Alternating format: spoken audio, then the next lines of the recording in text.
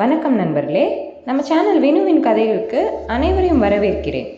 இதில் வரும் கதைகள், கவிதைகள் உங்களுக்கு அனைவருக்கும் பிடித்திருந்தால் மறக்காமல் என் சேனலுக்கு சப்ஸ்கிரைப் செய்து எனக்கு ஆதரவு தாருங்கள். நண்பர்களே, நம்மளோட தொடர்கதை நேசம் கலந்த உறவு அதோட பகுதி 10க்குள் செல்லலாமா நண்பர்களே? கதை தொடர்கிறது. என்ன நடந்துச்சுன்னு சொல்லாமல் இப்படி ஏன் அப்செட்டாக இருக்கீங்க என்று ஸ்வேதா கேட்க, புகழ் தலையில் கை வைத்து அமர்ந்திருந்தான். ஆரியன் வீட்டிலிருந்து கிளம்பி தன் வீட்டிற்கு வள்ளி தேவியும் புகழ்வேந்தனும் வந்து 1 மணி நேரம் தாண்டி இருந்தது. வள்ளிக்கு கண்களிலிருந்து கண்ணீர் பெருகிக்கொண்டே இருக்க, புகழ்வேந்தனும் பேசும் மனநிலையே இன்றி அமர்ந்திருந்தான். அதுக்குள்ளே வந்துட்டீங்க? அன்னை வீட்டில் விருந்தாடிட்டு 4 நாள் கல்யாண வீட்டில் அக்கடான்னு உட்கார்ந்துட்டு தான் வருவீங்கன்னு நினைச்சேன் என்றார் வந்ததும் நக்கலாய் சேகர். ஒருவேளை உன் மருமகளையும் கூட்டிட்டு போகலாம்னு வந்தியா என்றும் கேட்க, இங்கே பாருங்க, நானும் பேசக்கூடாதுன்னு அமைதியாக போகிறேன். குட்ட குனிஞ்சிட்டே இருப்பேன்னு நினைக்காதீங்க. மனுஷன் தானே நீங்கள். அங்கே என்ன நடந்ததுன்னு தெரியுமா? அங்கே பாருங்க என் பையன் எப்படி உட்கார்ந்துருக்கான் என்று வேகமாய் கோபமாய் பேசினாலும் கண்களிலும் கண்ணீர் நிற்கவில்லை வள்ளி தேவிக்கு.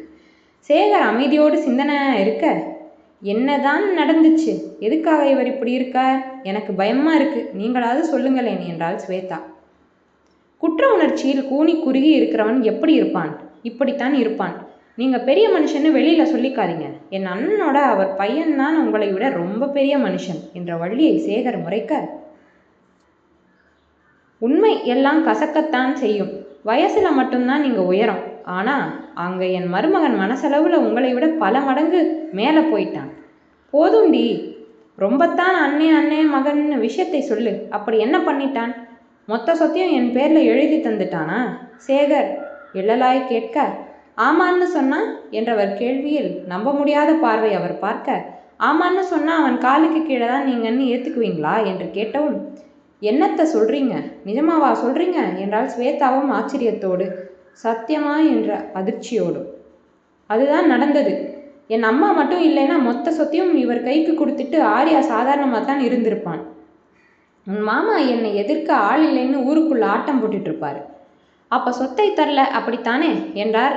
அப்போதும் தனக்கு தேவையானது இல்லையோ என்னும் வாங்கில். சொத்து சொத்து சொத்து, எப்போவுமே அது மட்டும்தான் உங்களுக்கு முக்கியமா? எங்களையெல்லாம் நினச்சி கூட பார்க்க மாட்டீங்களா என்று கோபமாய் எழுந்திருந்தான் புகழ்வேந்தன். ஒன்றும் தரலைனாலும் நல்லா பேச சொல்லிதான் அனுப்பி விட்டுருக்கான் போல அந்த ஆளு என மேலும் மேலும் பேசிக்கொண்டிருந்தார் சேகர். உங்களுக்காக தாண்டா இவ்வளவும். இதையெல்லாம் நான் போகும்போது கொண்டு போவா போறேன். எல்லாம் உனக்காக தானே. அந்த விஸ்வநாதனை நல்லா 4 கேள்வி கேட்டுட்டு வர்றதை விட்டுட்டு என்னை வந்து கேட்டுட்டு இருக்க என்றார். நீங்கள் எல்லாம் சொல்லி திருந்துறவங்க இல்லை என்றவன் தான் அமர்ந்திருந்த இடத்தில் அருகில் இருந்த ஒரு பேப்பரை கொண்டு வந்து அவன் அருகில் எரிந்தான். அம்மா சொன்ன மாதிரி ஆர்யா முழு ப்ராப்பர்ட்டிஸையுமே என் பேர்ல எழுத சொல்லித்தான் பாட்டிக்கிட்ட பேசினான். சத்தியமா நீங்க இங்க பேசின எதையுமே நான் சொல்லல. ஆனா அவன் எனக்காக பேசினான். அவன் அப்பாவை எதிர்த்து பேசினான். அதனால நீயும் உன் அப்பாவை எதிர்த்து பேசுற. அவனும் நீயும் ஒன்னாடா? அப்பன் பேச்சை கேட்காம எங்கிருந்தோ உன்னை இழுத்துக்கிட்டு பா என்றவனின் குரல் அழை முழுவதும் கேட்க சேகர் கொஞ்சம் திடுக்கிட்டு பார்க்க, வேணாம், இதுக்கு மேல அவன் பர்சனல் விஷயத்துல நீங்க பேசாதீங்க. அதுக்கெல்லாம் நமக்கு தகுதியே இல்லை. நல்லா பேசுவேன்னு சொன்னால் நிச்சயம் நானும் ஒரு ஸ்டேஜ் மேலே அமைதியாக இருக்க மாட்டேன். என்ன செய்வேன்னு தான் பார்க்குறீங்க? தனியாக என் பொண்டாட்டியோட போயிட்டே இருப்பேன் என்றவனை மேலும் அதிர்ந்து பார்க்க, என் கல்யாணம் நீங்கள் பார்த்து நடத்தி வச்சதுனால தான் இவ்வளவும் பேசுகிறீங்கன்னா அதில் இருக்கிற உண்மைகள் உங்களுக்கு தெரியாததான் காரணம். தெரியாத வரைக்கும் தான் உங்களுக்கான மதிப்பும் கூட என்றவன் பேச்சு அவருக்கு புரியவே இல்லை. மாமாக்கும் சொத்தை பிரிக்கிறதுல உடன்பாடு இல்லை. கேஸ் போட்டுடுவேன்னு கூட சொல்லி பார்த்துட்டாங்க. ஆனால் ஆர்யா, உங்களுக்கு நான் ஒரே பையன் தானே. இருக்கிறத வச்சு உட்கார்ந்து சாப்பிட்டாலே என் பேரன் பேத்திங்க வரை சாப்பிடலாம் தானே. அப்போ எனக்கு அது போதும். இனி நான் எனக்கு தேவையானதை சம்பாதிச்சுக்கிறேன். இதுக்கு மேலே இந்த பேச்சு வேண்டாம்னு முடிவாக சொல்லிட்டான். அதையும் மீறி சொத்துக்காக பேசி என்னை இன்சல்ட் பண்ணாதீங்கன்னு சொல்லிட்டான் என்று சொல்ல சொல்ல சேகர் முறம் மாறி இருந்தது. அதுவும் நல்லதாய் எல்லாம் இல்லை என்பதும் பார்த்ததும் தெரிந்தது. பாட்டி சமமாக எழுதித்தான் வச்சிருக்காங்க. யார்கிட்டையும் சொல்லலை போல.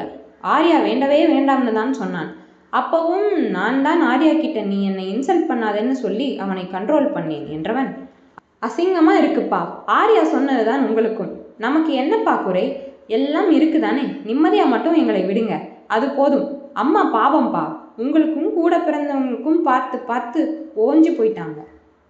அவங்களை விட்டுடுங்க.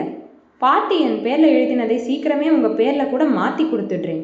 இனி சொத்து காசு பணம்னு தயவு செஞ்சு இந்த பேச்சு எதுவும் வேண்டாம். என்னால் முடிஞ்சதை செஞ்சு என் பிள்ளையை நான் பார்த்துப்பேன் என்று கையெடுத்து கும்பிட்டவன் தன் அறைக்குள் நுழைந்து கொள்ள, இதைவிட யாரால் பதிலடி கொடுக்க முடியும் என்பதை போல் வள்ளிதேவியும் அங்கிருந்து நகர்ந்து விட்டார். ஸ்வேதாவும் கணவனை தேடி சென்றுவிட தனித்து நின்றார் சேகர். திகழ்மதியோடு ஆரியன் பட்டம்மாளின் கால்களில் விட, கண்கள் மின்ன கைகளால் ஆசீர்வாதம் செய்து மனம் குளிர பார்த்து கொண்ட பட்டம்மாவிற்கு ஆஸ்துமாவினால் மூச்சிறைப்பு பிரச்சனை இருக்க அதிகமாய் இப்பொழுதெல்லாம் பேச முடியவில்லை. ஓரிரண்டு வார்த்தைகள் தான் எனினும் தெளிவாய் சொல்லிவிடுவார். ஆரியன் பாட்டி கேட்பதற்கு முன்பே தன் திருமணம் பற்றி கூற கேட்டவருக்கு அதெல்லாம் பெரிதாய் தெரியவில்லை போலும். மகாலட்சுமி தான் என்று கூறி தன் மகிழ்ச்சியை தெரிவித்துவிட, அடுத்ததாய் சொத்து பிரச்சனைக்கும் ஒரு முற்றுப்புள்ளி வைக்க தானே அதை பேச ஆரம்பித்து அதற்கு ஒரு தீர்வையும் அப்பொழுதே கண்டு முடித்து வைத்திருந்தான் தந்தையை மீறி. வீட்டிற்கு வந்ததும் பூஜை அறைக்கு சென்று விளக்கேற்ற வைத்தது என்னவோ வள்ளிதேவிதான். அண்ணி, அண்ணே பக்கத்தில் வந்து நின்று பசங்களை ஆசீர்வாதம் பண்ணுங்க என்று வள்ளி கூற, என்ன கோபம் இருந்தாலும் மகனின் வாழ்க்கையாயிற்றே. சத்தமே இல்லாமல் வந்து நின்றார் மீனாட்சி. பிளெஸ் மீமா என்றவன் கூடவே திகழ்மதியும் விட கடவுளை வேண்டியபடி இரு கைகளாலும் ஆசீர்வாதத்தை வழங்கி எழ வைத்தார். மீண்டும் மீண்டும் என ஆற்றாமை ஆதங்கம் கூடவே ஆரியனை பெருமை பொங்க என பார்த்து வைத்து, உன் மனசுக்கு நீ எப்பவும் நல்லா இருப்படா என்று ஆரியனின் கூறி வள்ளிதேவி கிளம்ப தயாராக, என்னடா உருன்னு இருக்க? திகழ்மதியை வள்ளிதேவி தனியே அழைத்து செல்லவும் புகழ் அருகே வந்து கேட்டான் ஆரியன். வேற எப்படி இருக்க சொல்ற? நான் தான் எனக்கு எதுவும் வேண்டான்னு சொல்றேன்ல, பின்ன எதுக்கு பாட்டி இப்படி பண்ணணும் என்றான் கோபமாய். அதுக்கு ஏண்டா என்கிட்ட மூஞ்சியை தூக்கி வச்சுட்டு இருக்க? எனக்கே உன் புண்ணியத்தில் இன்னைக்கு தான் ஒரு நல்ல வழி பிறந்திருக்கு என்றான் ஆரியன். சும்மா இருடா, நானே கில்ட்டாகி நிற்கிறேன், இப்போ வந்து உளறிக்கிட்டு என்றவனுக்கு இப்பொழுதும் ஆச்சரியம்தான். எப்படி இப்படி கோடி மதிப்பில் வரும் சொத்தை ஒருவன் எந்த பாசாங்கும் இல்லாமல் மொத்தமாய் தாரை வார்த்து கொடுக்க தயாராக இருக்க முடியும் என்று. நான் சொன்னது ஒன்றும் நடக்கலையே. பாட்டி பட்டியல் போட்டு சரிபாதியாக பிரித்து வச்சிருக்காங்க. இப்போ தான் பொண்ணுங்களுக்கும் சம உரிமைன்னு இருக்கேடா.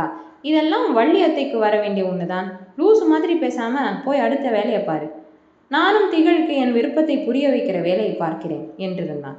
ஏதாச்சும் ஐடியா கூடேன் என்று புகழ்வேந்தனையை சமன் செய்ய நினைக்க ஆரியன் கேட்க, என்ன ஐடியா, எதுக்கு என்றான் புகழ். அதான் உன் சிஸ்டரை கரெக்ட் பண்ண, லவ் பண்ணுறது எப்படின்னு சொல்லி கொடு என்று ஆரியன் கேட்க, அவன் நினைத்தது போல எப்பொழுதும் கலகலப்பான புகழ்வேந்தன் வெளிவந்திருந்தான். அடே, என்னடா நினைச்ச? நான் MBA படித்தவன் என்றான் பதறி புகழ். தெரியாததை சொல்லி கொடுக்கறதுல என்ன தப்பு என்று நியாயமாய் கேட்க, எது உனக்கு தெரியாதா? அதான் வான மூடிடுச்சே. நைட்டு ரூமுக்கு வரவும் டான்னு காலில் விழுந்து ஓகே பண்ணிடு என்று சொல்ல, சேச்சே ஆரியாக்கு அதெல்லாம் செட் ஆகாது. மாசின் ஏதாவது சொல்லு என்று கேட்டு அதற்கேற்ப நான் தயாராக ஆரியன் சொல்ல, விட்டா என் தொழிலையே மாற்றிடுவ போடா என்று சொல்லி கிளம்பி இருந்தார். ஆனால் முயற்சியின் முதல் படியில் மீனாட்சி பெரிய கல்லை போட, இதோ திகழ்மதி மீனாட்சியுடன் அவர் அறையில், ஆரியன் தன் தந்தையுடன்.